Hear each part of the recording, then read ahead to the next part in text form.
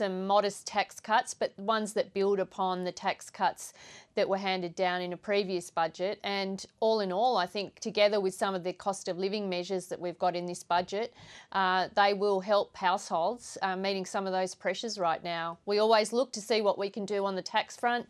We have to balance that up with a whole range of other competing pressures on the budget. But we think these are sensible, responsible, affordable, and they will make a difference once fully implemented. But as it stands, even bracket creep won't see the budget return to balance in a decade. Does the government need to do more to raise new streams of revenue? Well, we've made no secret of the fact that the budget's under pressure, and it has been since we came to government.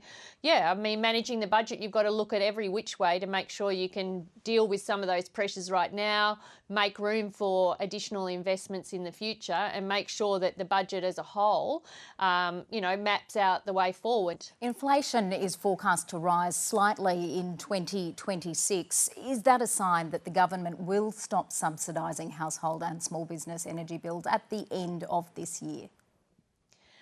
Well, in terms of the Treasury forecast, it's actually an improvement from MyEFO, where it's saying that inflation will return and be comfortably within the band 6 months earlier than they had previously expected. So the inflation story is actually a positive one in this budget. But inflation spikes when the subsidies end. Well, the energy rebates are built into the inflation forecasts, and where you see there's some of those are rounding mechanisms that Treasury uses in their forecast, but they are saying that inflation is sustainably back into band 6 months earlier and it will stay there. On the energy bill rebates, the point that you raise, look, we are looking at how we taper that support. They're not an ongoing payment, which is why we've extended it for 6 months, just to help households through to the end of, to the end of 2025. What is the government's longer-term plan to reduce energy costs? And will the government consider a gas reservation policy for the East Coast market during the transition to renewables? Well, we've made no secret that gas is a firming fuel. We need it in the transition to renewables, which is why... Do you need more of it? Well, which is why we've put in the future gas strategy and why we've been working hard. And I think the information the regulator has provided is that supply is secure up to 2028-29. Are you ruling out a gas reservation policy? Well, what I'm saying is we will always ensure that we have enough gas for the Australian needs. That's absolutely the case, and that we've put in place all of that work in this term of government.